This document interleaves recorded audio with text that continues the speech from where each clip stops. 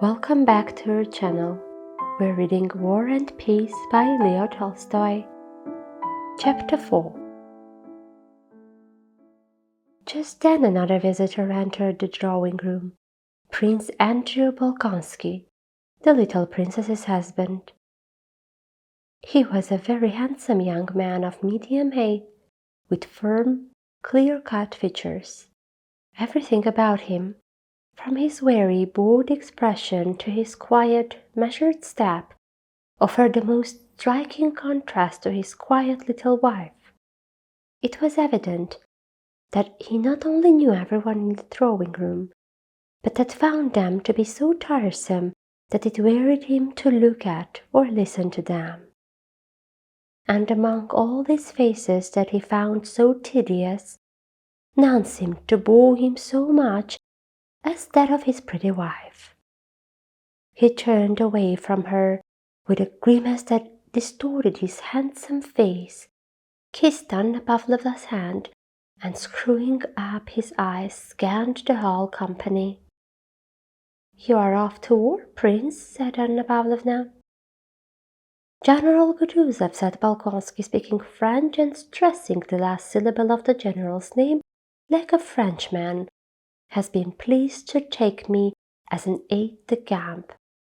And Lise, your wife, she will go to the country. Are you not ashamed to deprive us of your charming wife?"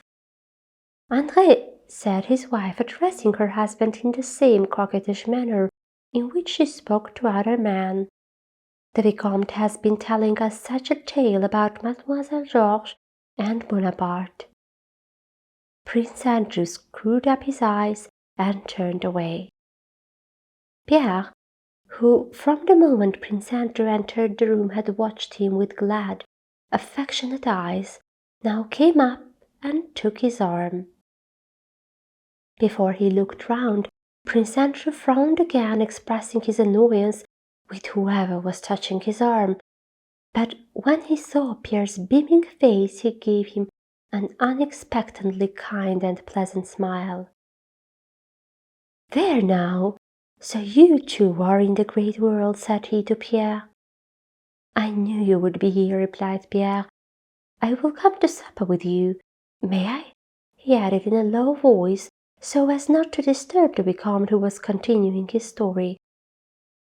"No, impossible," said Prince Andrew, laughing and pressing Pierre's hand to show that there was no need to ask the question. He wished to say something more, but at that moment Prince Vasily and his daughter got up to go, and the two young men rose to let them pass. "You must excuse me, dear Vicomte," said Prince Vasily to the Frenchman, holding him down by the sleeve in a friendly way to prevent his rising. "This unfortunate fete at the ambassador's deprives me of the pleasure and obliges me to interrupt you.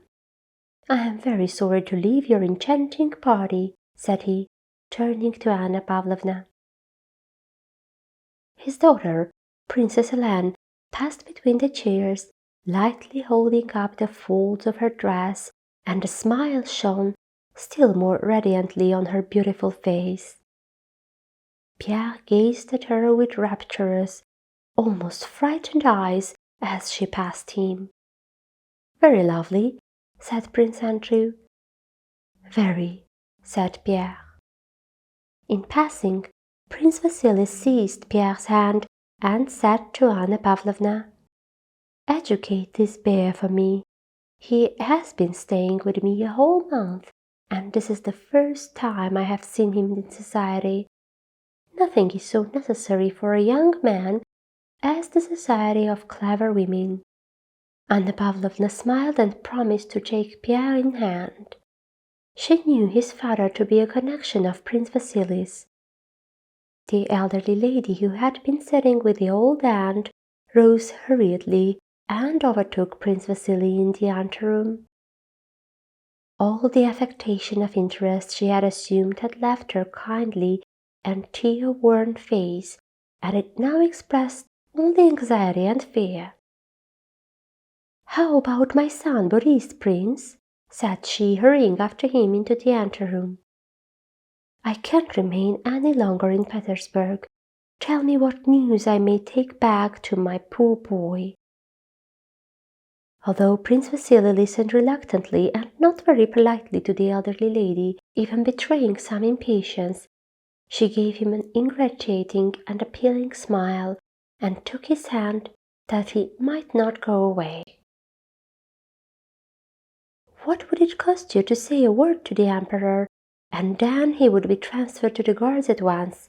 said she. "Believe me, Princess, I am ready to do all I can," answered Prince Vasily, "but it is difficult for me to ask the Emperor. I should advise you to appeal to Rumyantsev through Prince Golitsyn. That would be the best way." The elderly lady was a Princess Trubetskaya, belonging to one of the best families in Russia, but she was poor and, having long been out of society, had lost her former influential connections.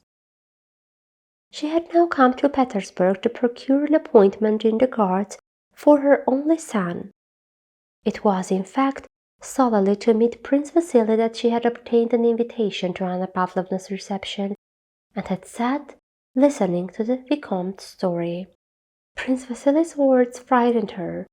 An embittered look clouded her once handsome face, but only for a moment. Then she smiled again and clutched Prince Vasily's arm more tightly. "Listen to me, Prince," said she.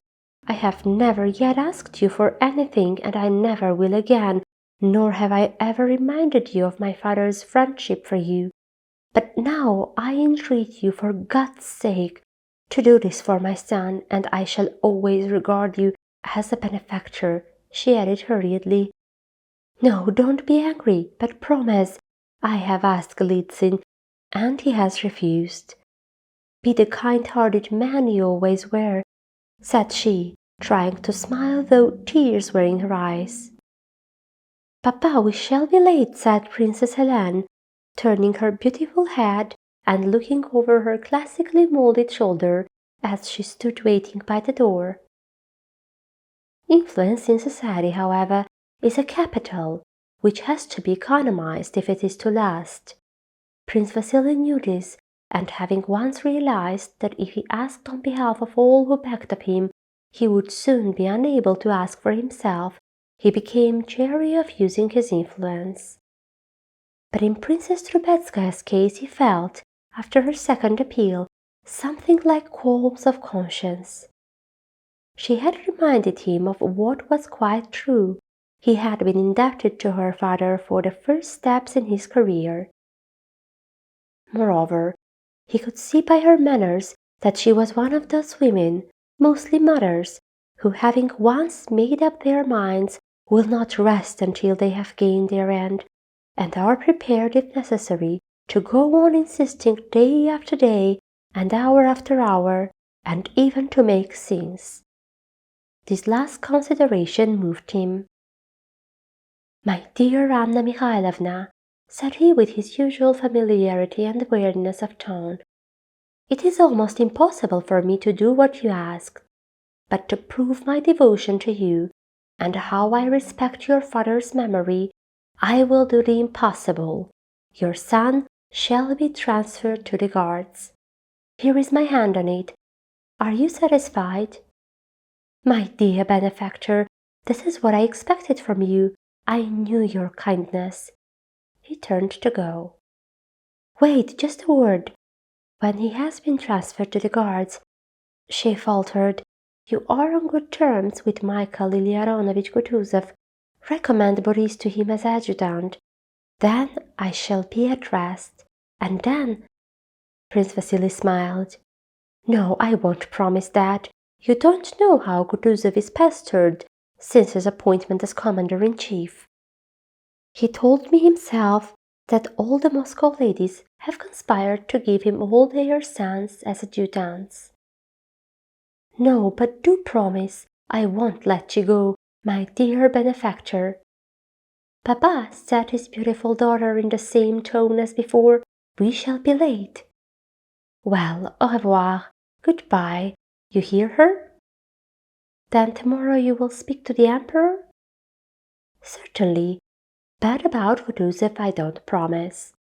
Do promise, Vasily, cried Anna Mikhailovna as he went, with a smile of a coquettish girl, which at one time probably came naturally to her, but was now very ill-suited to her careworn face.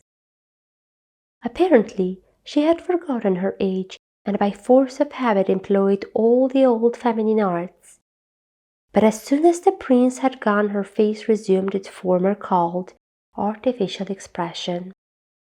She returned to the group where the Vicomte was still talking, and again pretended to listen, while waiting till it would be time to leave. Her task was accomplished. This much for today. Stay tuned to our channel to see what happens next in Chapter 5. Goodbye.